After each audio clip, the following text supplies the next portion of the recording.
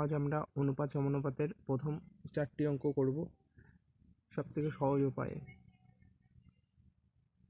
তোমরা সবাই মন দিয়ে দেখো, তোমাদের সবার ভালো লাগবে।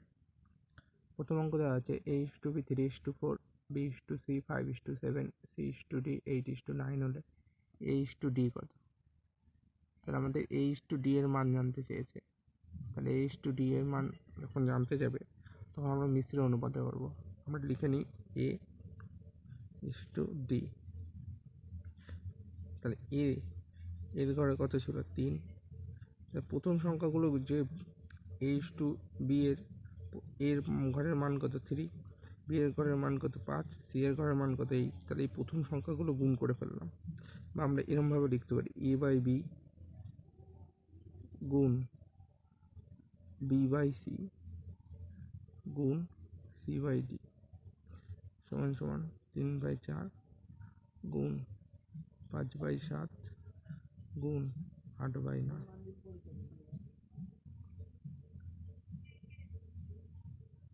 b কাটা যাবে, c কাটা যাবে, a আর d পড়ে থাকবে। 3 দিয়ে 9কে কাটলে 3, 4 দিয়ে 8কে 2, 10/21 মানে 10:21।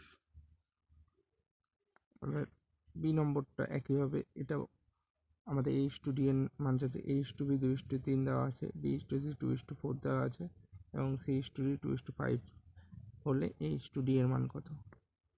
তাহলে a:d এর মান যখন চেয়েছে তাহলে a:d এর মান প্রথম মিশ্র অনুপাতে মতো করবো। প্রথম সংখ্যাগুলো যত আছে সেই গুণ করে নিলাম, দিয়ে দ্বিতীয় সংখ্যাগুলো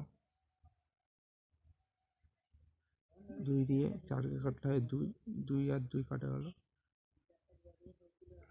2:15। a:b c এর মান চেয়েছে। a/b দেওয়া আছে 7/9, b/c দেওয়া আছে 3/5। তাহলে এটা আমরা লিখতে পারি a:b:c এর মান 7, b এর মান 9, c এর মানও 9, b এর মান 3, c এর মান 5।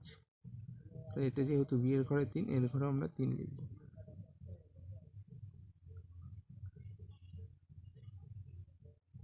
3 × 7 = 21, 3 নং 27, 5 নং 45। এটাকে আমরা ছোট করতে পারি 3 দিয়ে। এটাকে কাটলে প্রথমটা কাটলে হবে 7, তারপরটা হবে 9, তারপরটা 15। এটাই আমাদের উত্তর। 4 নম্বর অঙ্কটা m:n দেওয়া আছে 3:2 হলে 4m + 5n 4m - 5n হয়। তাহলে m এর মান হচ্ছে 3, তাহলে আমরা এখানে m এর মানের জায়গায় 3 পুট করে দেবো। 3 পুট করে দিলাম প্লাস 5n এর জায়গায় n এর মান হচ্ছে 2, তাই 2 একইভাবে 4m, তাহলে m এর ঘরে কত?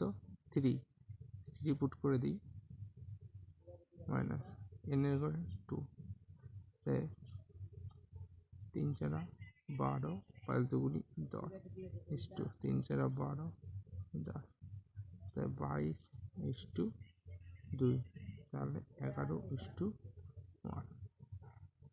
এই আজকে আমাদের এই 4টি অঙ্ক করা হলো। পরের দিন নেক্সট 4টে অঙ্ক করা হবে।